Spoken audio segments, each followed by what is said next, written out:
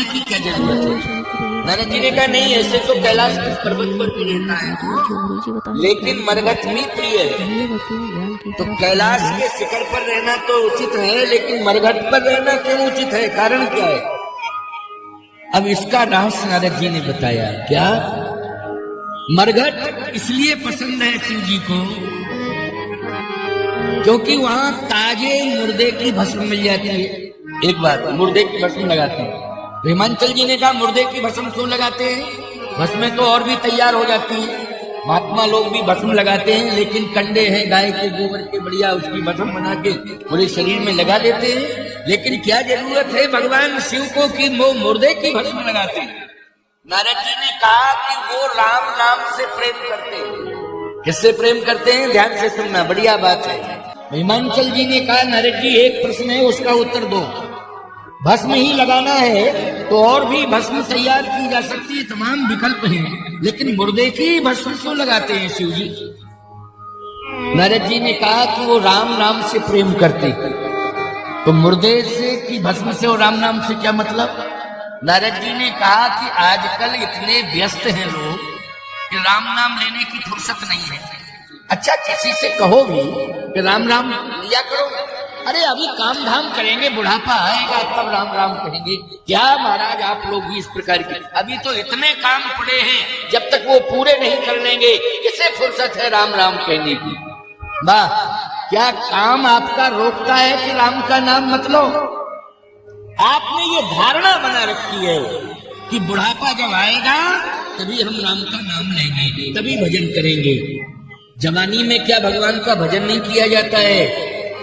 जब से होश आवे, मैं तो कहता हूं हमारे सनातन की परंपरा है, बच्चे का जैसे ही जन्म हो, चाहे बेटी हो चाहे बेटा हो, जैसे ही जन्म हो उसकी जिह्वा पर शहद से तुलसी की पत्ती की छलाग लेकर के और शहद का प्रयोग करके उसकी जिह्वा पर राम लिख देना चाहिए, राम लिख देना चाहिए।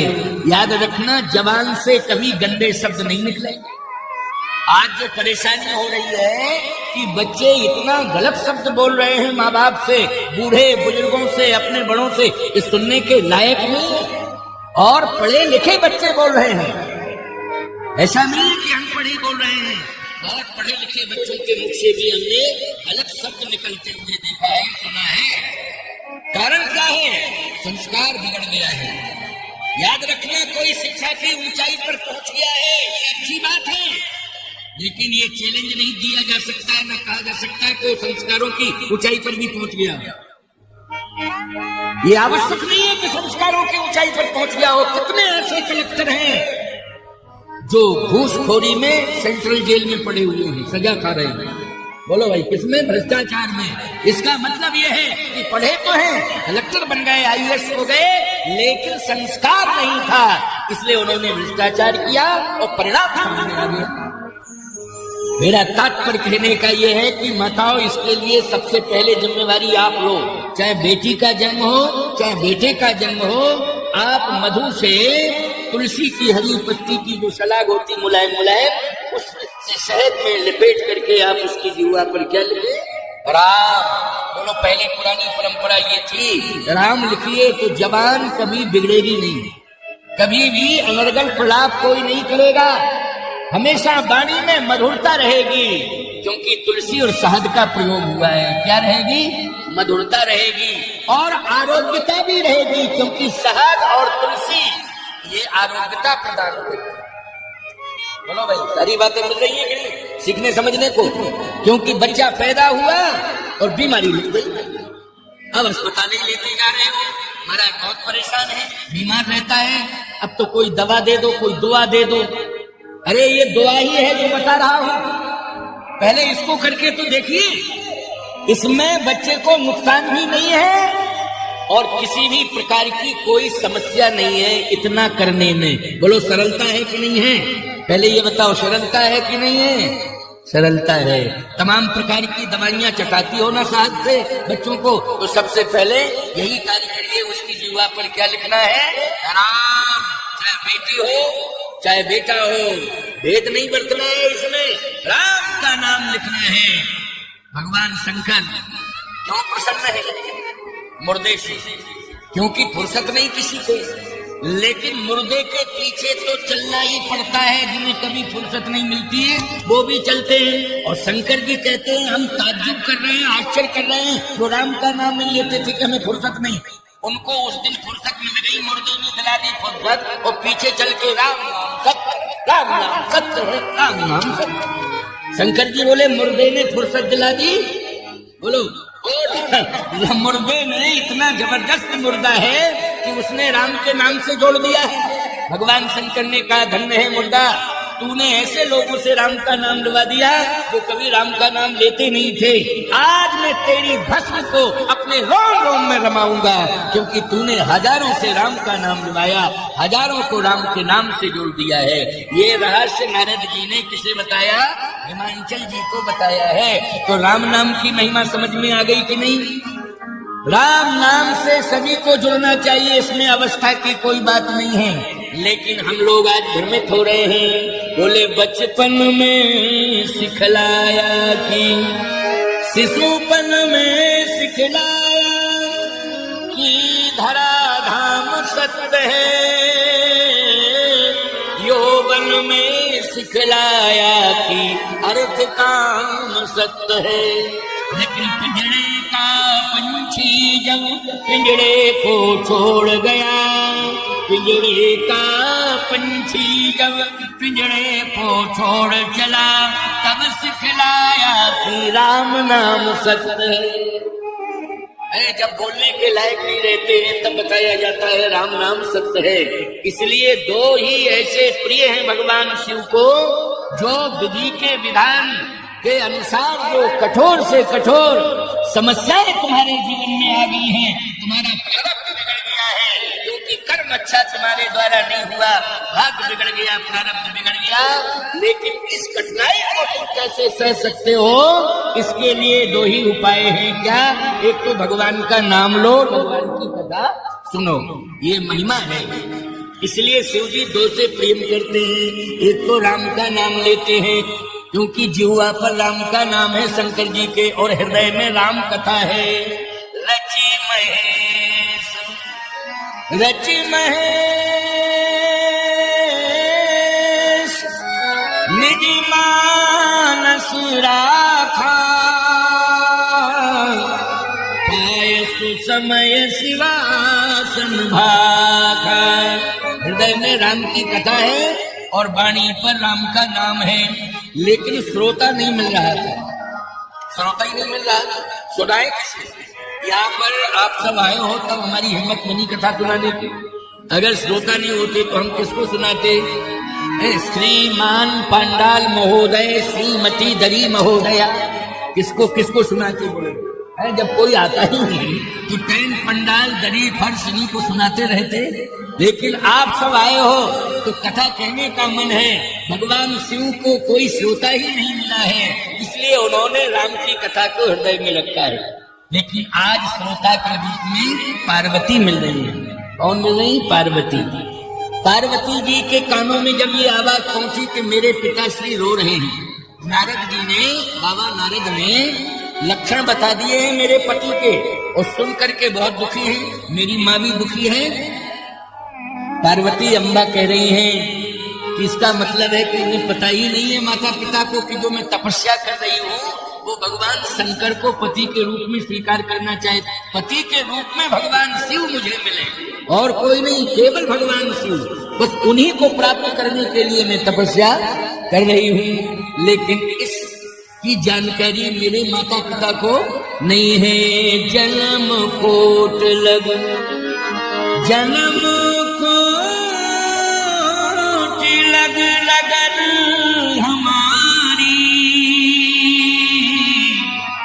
बरों संभूनत रहूं कुंवारी। विवाह करूंगी तो शिव जी के साथ करूंगी, वरना कुंवारी ही रहूंगी। मैं एक बात आपको बताऊं, संकल्प पार्वती जी का है कि मैं विवाह करूंगी तो शिव जी के साथ ही करूंगी, प्रतिज्ञा है मेरी, मैं किसी के साथ नहीं करूंगी। आजकल भी बेटियां कुछ ऐसी जिद कर जाती हैं कि मैं विवाह करूंगी तो इसी के साथ नहीं करूंगी। लेकिन कम से कम इस पर विचार करना चाहिए कि गुण और दोष, कितने गुण हैं कितने दोष हैं। शंकर जी के गुण दोषों पर विचार करना तो शंकर जी के दोष भी गुण में आ जाते हैं, उनके दोष भी गुण हैं। गुण तो गुण है ही, लेकिन शिव जी के अगर तुमको लग रहे हैं कि ये दोष है तो वो भी गुण ही है। इसलिए पार्वती जी ने प्रतिज्ञा की है। लेकिन आज समस्या बढ़ती चली जा रही है। आज बेटी अगर ये कहती है कि मैं अपने मन का बल चुनूंगी, मेरा संकल्प है नहीं विवाह नहीं करूंगी, क्योंकि पार्वती जी ने ऐसा संकल्प लिया था, तो नहीं, पार्वती जी ने जो संकल्प लिया है वो संकल्प बहुत श्रेष्ठ है।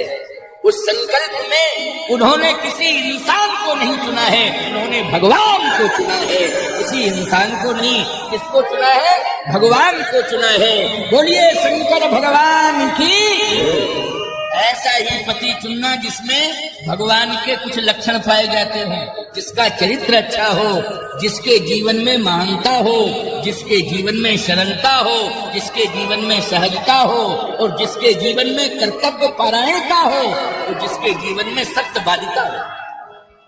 कितने प्रकार के शरीर देख करके ही विवाह करना चाहिए। तो पार्वती की शरीकत न करो। पार्वती जी की शरीकत करने से कोई फायदा नहीं है। पार्वती जी ने तो जो संकल्प लिया है शिव वर्ण का, भगवान शिव के वर्ण का, तो वो भगवान का वर्ण किया है, न कि किसी इंसान का। इसलिए आप सबको मैं एक ही बात कहना चाहता हूँ कि जीवन में घर वर कुल ये अच्छे हो तभी विवाह करना चाहिए। शिक्षा के साथ साथ संस्कार भी होना चाहिए, केवल शिक्षा ही नहीं। अच्छा, हमने बहुत अच्छी क्वालिटी ली शिक्षा की, लेकिन संकल्प हमारा ये हुआ कि हमें शिक्षा के माध्यम से बहुत बड़ा अगर कोई प्रशासनिक पद मिला तो हम पैसा बहुत कमाएंगे। ये सोच ही गलत है कि पैसा बहुत कमाएंगे। इसका मतलब है कि केवल हम धन कमाने के लिए ही आए हैं। नहीं, धन तो अपने आप मिलेगा। तुम्हारी प्रतिभा ऐसी है कि धन कहाँ चला जाएगा, धन अपने आप मिलेगा। लेकिन तुम्हें शिक्षा लेकर के संकल्प लेना चाहिए कि ये शिक्षा केवल धन कमाने के लिए नहीं है, बल्कि ये शिक्षा हमें मर्यादा, परंपरा और राष्ट्र को चलाने के लिए है। हम इसी से मर्यादा चलाएंगे, हम राष्ट्र को चलाएंगे, अपने कुल खानदान की परंपरा को चलाएंगे। इसके लिए तुमने शिक्षा ली है। धन तो पीछे पीछे फिरेगा, मांगने की जरूरत नहीं, सोचने की जरूरत नहीं, अपने आप धन आएगा।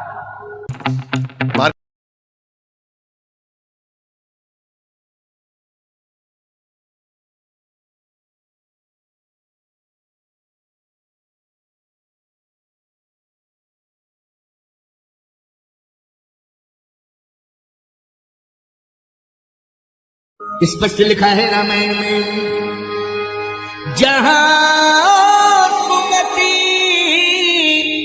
तहां संपत्ति नाना, तहां विपत्ति निधाना। देखिए स्पष्ट लिखा है कि और जिम सुख संपत्ति भी नहीं बुलाए,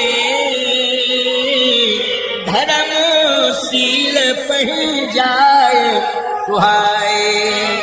धर्मवान बनो, शीलवान बनो, कर्तव्य परायणता होनी चाहिए, कर्तव्य बोध होना चाहिए। संपत्ति अपने आप आएगी, चाहे व्यापार करना उसमें आएगी, और चाहे तुम सत्ताधारी बन जाओ उसमें आएगी, और चाहे तुम सत्ता के अधिकारी बन जाओ उसमें भी धन आएगा। पुजारी बन जाओ किसी मठ में उसमें भी धन आएगा। चाहे अधिकारी बन जाओ, पुजारी बन जाओ, और चाहे व्यापार बन जाओ। भाई धर्म और शील है तो निश्चित मर्यादा है तो धन आएगा, संपत्ति आएगी। इसके लिए सोचने की आवश्यकता नहीं है। अब आगे की बात सुनो। पार्वती जी ने कहा कि मैं विवाह करूंगी तो शिव जी के साथ ही करूंगी, और नारद जी आपसे मेरी प्रार्थना है। पार्वती जी ने नारद जी का उपदेश सुना तो नारद जी को गुरु बना लिया। क्या बना लिया? गुरु बना लिया नारद जी को, और कहा कि आपको मैंने गुरु बनाया है, आपसे भी मैं यही आशीर्वाद ले रही हूं कि नारायण से कह देना क्योंकि शिव जी अगर किसी को मानते हैं तो नारायण को मानते हैं, माता पिता गुरु सब कुछ मानते हैं। तो नारद जी मेरी प्रार्थना नारायण से कह देना कि शिव जी मुझे स्वीकार कर ले, शिव जी मुझे स्वीकार कर ले। बस इतना मेरा निवेदन है। आप मेरे गुरुदेव हैं और गुरु जो है ईश्वर से प्रार्थना सुनाता है। बोलो, शिष्य की प्रार्थना ईश्वर से कौन सुनाता है? गुरु सुनाता है। इसलिए पार्वती जी ने कहा मैं शिष्या हूँ, आप नारद जी मेरे गुरु हैं और नारायण से मेरा संदेश मेरी प्रार्थना सुना दीजिएगा। मैं विवाह करूंगी तो शिव जी के साथ ही करूंगा। अच्छा बोलो, नारद जी ने ही ये सारी चर्चाएं की तो पार्वती के साथ शिव जी का विवाह हो जाए, इसके लिए भगवान ने स्वयं शिव जी से कहा है कि नहीं? यहां तक कह दिया कि इसके लिए हमें हाथ जोड़ना पड़े तो हाथों जोड़ देंगे, और अगर हमें आदेश देना पड़ेगा हट करके तो मैं आदेश भी दे दूंगा, और प्रार्थना करनी पड़ेगी तो प्रार्थना भी कर लूंगा। मम विनती अब सुनो जो मुँह पर निज नेह, चाहे विवाहों से लगे यही मुझे मांगे देओ। शंकर जी ने कहा आप ही कह रहे हो तो फिर आपकी आज्ञा का उल्लंघन मैं कर नहीं सकता हूँ। वैसे मेरी इच्छा नहीं है, मुझे विवाह करने नहीं है, क्योंकि पहला विवाह हुआ था सती के साथ, तो मुझे पता है कि क्या क्या विडंबनाएं हुई। सती को अपने पिता के यज्ञ में जाकर के देह त्याग करनी पड़ी, शरीर को योगाग्नि में जलाना पड़ा, भस्मीभूत करना पड़ा। अच्छा एक बात बताओ, किसी सम्मानित परिवार की पत्नी आग लगा ली तो बदनामी मिलेगी कि नहीं मिलेगी? जल्दी क्या मिलेगी? और शंकर जी का इतना बड़ा सम्मान है, वो तो ये अच्छा हुआ उसकी बुद्धि में सती की में जाने क्या आया कि कैलाश पर्वत पर आग नहीं लगाई, अपने पिता के घर में जाकर। क्यों भाई? पिता के घर में जाके, तो पिता के घर में कोई बेटी अगर अपराध करे तो दोष किसके ऊपर जाएगा? वो पिता के ऊपर जाएगा, पति के ऊपर नहीं जाएगा। इसलिए सती ने अपने पिता दक्ष प्रजापति के यहाँ जाकर के क्रोधाग्नि में अपने शरीर को एकदम झुलसा दिया और योगाग्नि में तो भस्मीभूत कर दिया, और दक्ष प्रजापति को भी मरना पड़ा। कितना बड़ा कांड हुआ, बहुत बड़ा कांड हुआ। भगवान शंकर ने कहा कि नहीं नहीं, अब हम शादी नहीं करना चाहते हैं दूसरी। क्यों? पहली पत्नी से कितनी मुसीबतें आई, कितनी कठिनाइयां आई। अब पहली पत्नी सती ने मुसीबत क्यों दी? कारण यह है कि वो चतुर बाप की बेटी है, तो उसने अपनी चतुराई दिखाई। कभी भी अपनी चतुराई पति से मत दिखाया करो, चतुराई अपने संतान से दिखाया करो। क्यों भाई? चतुराई किससे दिखाना चाहिए? जल्दी बोलो। अपनी संतान से चतुराई दिखाओ, ना कि अपने पति से चतुराई दिखाओ। पति से चतुराई नहीं दिखाई जाती है, क्योंकि पति भगवान होता है। क्या होता है?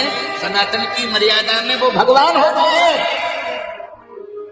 अब देखो आपस में जाने क्या बातचीत कर रही कि स्वामी जी ने तो बहुत ही महत्व बढ़ा दिया हमारे घर वाले को, एकदम ही हाईलाइट कर दिया है। तो स्वामी जी कह रहे हैं तो फिर हमें मानना ही पड़ेगा।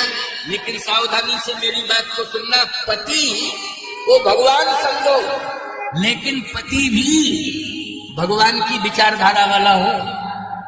भगवान तभी माना जाएगा जब पति में राम कृष्ण के संस्कार हो, तभी पति माना जाएगा।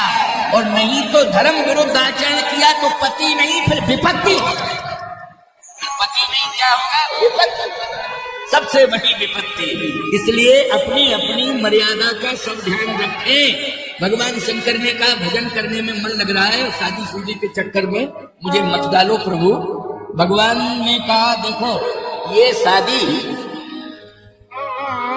केवल लक्ष्य ये नहीं है कि वंश वृद्धि हो, वंश वृद्धि का ही लक्ष्य नहीं है शादी का। फिर इस शादी से जगत का मंगल होगा। क्या होगा? जगत का मंगल होगा। अच्छा बोलो, हुआ कि नहीं हुआ? भगवान शिव का विवाह पार्वती जी के साथ हुआ। 2 बेटे हुए हैं, परम प्रतापी हुए हैं। एक तो भगवान कार्तिक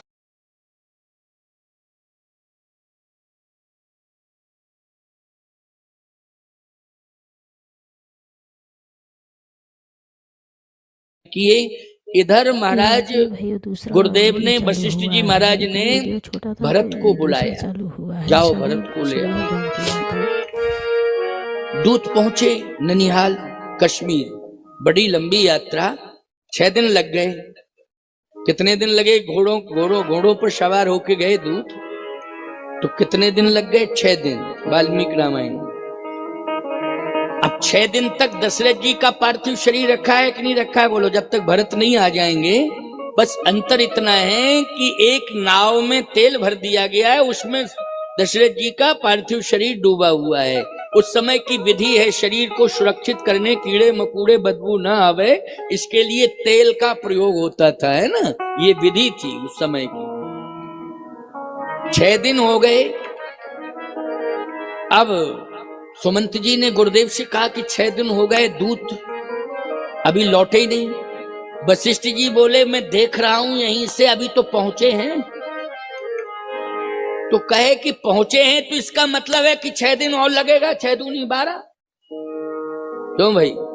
6 दूनी 12। वशिष्ठ जी बोले नहीं, क्योंकि भरत जी की दशा अच्छी नहीं है, इसलिए घोड़ों पर सवार नहीं हो पा रहे हैं। जब होश हवास होता है व्यक्ति तब घोड़े पर बैठता है। अच्छा एक बात बताओ, घोड़े की सवारी सावधानी की सवारी है कि नहीं? किसकी सवारी है?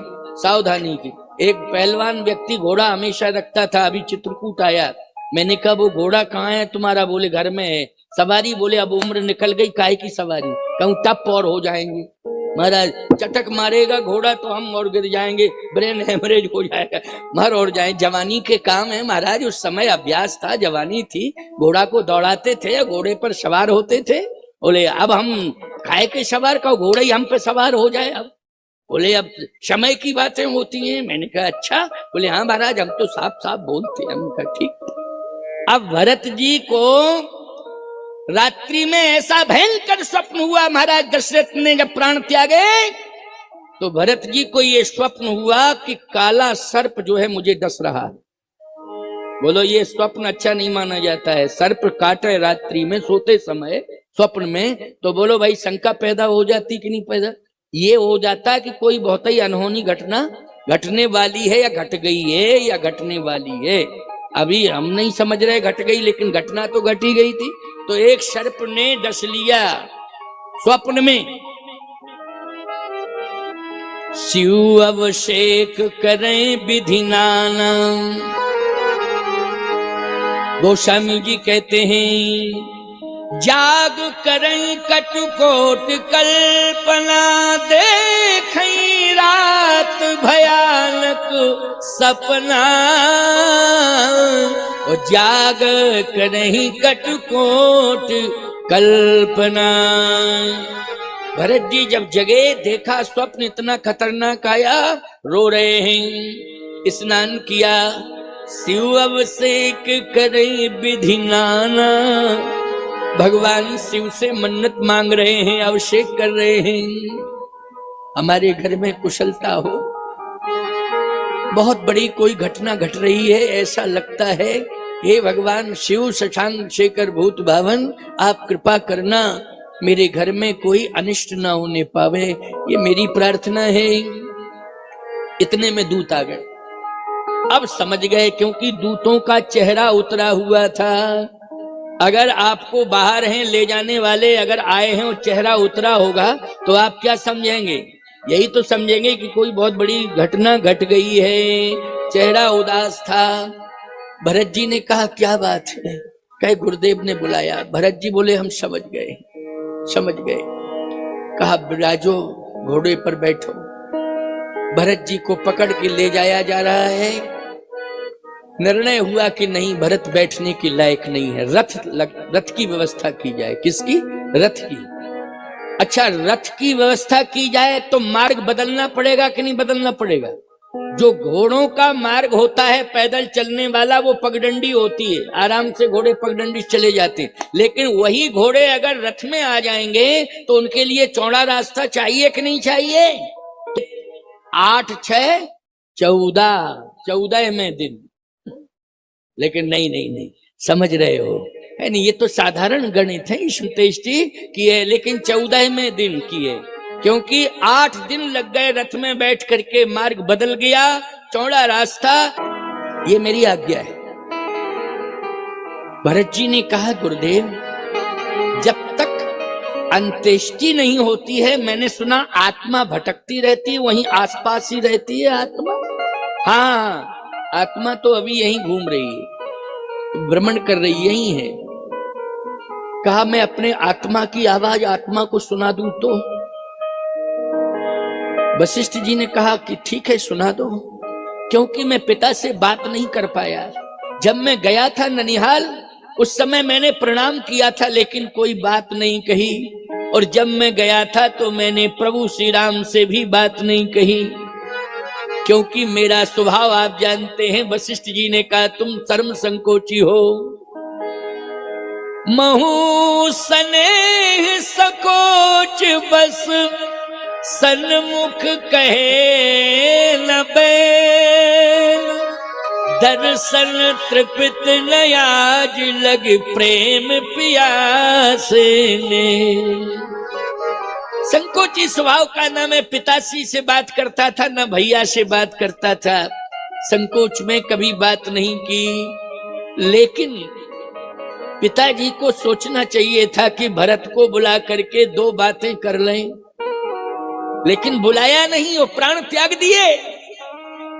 और यदि ऐसा करना ही था तो कम से कम इतना तो कर ही देते, कह देते बड़े भैया से कि रुक जाओ राम, तुम 14 साल नहीं 15 साल के लिए चले जाना, लेकिन अब तुम्हें समय देना पड़ेगा।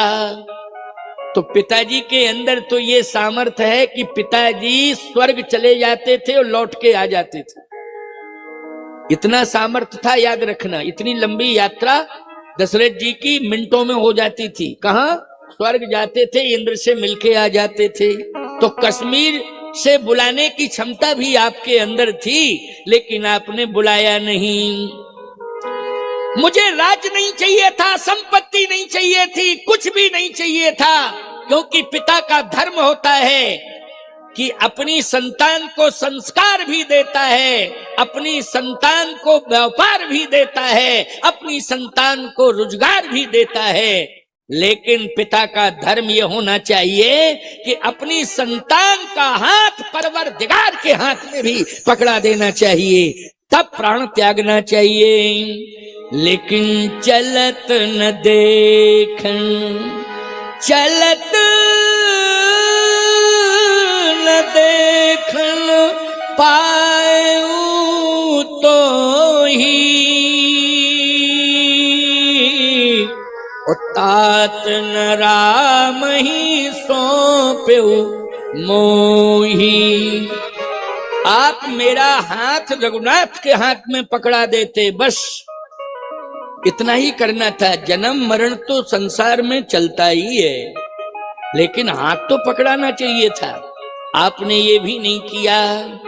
इसलिए पिताश्री आप पश्चाताप लेकर के गए। लक्ष्मण की वाणी ने परतोष दिया है, लेकिन भरत की वाणी कह रही है कि आपने मेरा हाथ रघुनाथ के हाथ में नहीं पकड़ाया है।